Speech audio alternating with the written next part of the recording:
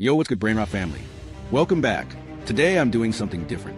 I took 5 of my funniest steal of Brainrot duets and turned them into one full story of my confession. Let's dive in. I'm going to start this confession as plainly as I can. If you can think of a better way to rob a wax museum, I am all ears. The arresting officer cocked his head back in the front seat of the police cruiser, glancing at the man behind him in a full Elvis Presley outfit. There was no way it was going to be that easy. So that's it? That's a confession then? He asked the suspect in the back seat. The man in the back of the cruiser raised his arms, the bedazzled sequins jangling off his jacket with every movement. "Buddy, take one look at me." He gestured to himself, his gel black hair remaining perfectly in place as he spoke. "I just met you, and I already respect you too much to try and lie to you about this. You caught me dressed as the king of rock and roll inside Madame Sinclair's wax emporium.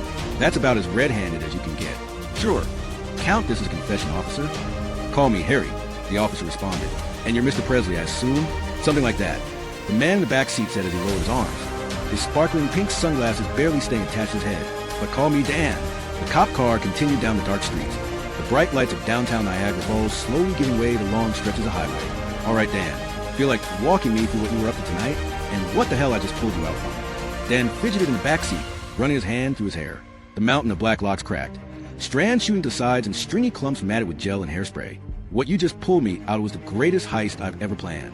"A heist at Madame Sinclair's?" Officer Harry clarified. "We're talking about the same place, right? Celebrity wax figures? Movie props? That's Sinclair's? How much cash could have been on the premise?"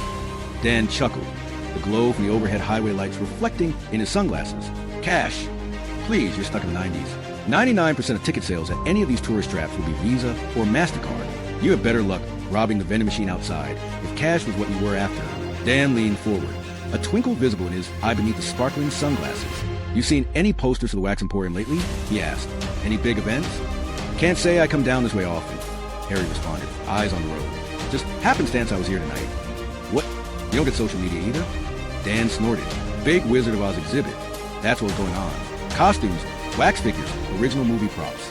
The works." Harry waited for the Elvis in the back seat to continue. He didn't.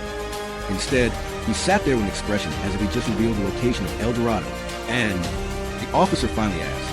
"And, man, they don't teach you to have an eye for scores at the academy." They had on display the crown jewel of the movie props there, the famous ruby slippers. A pregnant pause filled the air.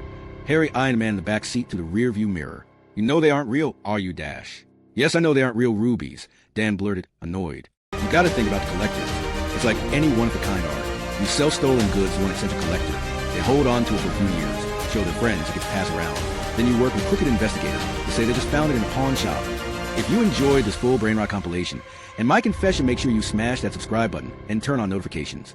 I drop daily Roblox Brainrot duets and more confession. Thank you for watching till the end. I really appreciate